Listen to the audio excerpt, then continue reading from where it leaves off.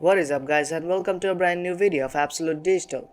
In this video I will show you how you can tag someone on your Instagram post.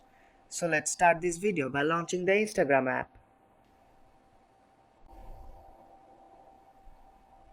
When the app is launched, you have to tap on the plus icon at the bottom of the screen and then select a photo and then tap on the arrow icon on top right corner.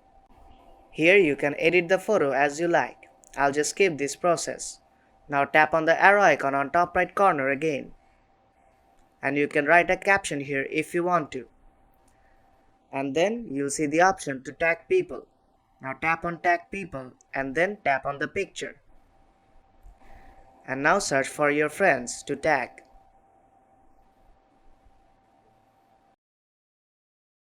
Then tap on your friend's username. And just like that, you can tag any person you want. And then tap on the tick icon on top right corner.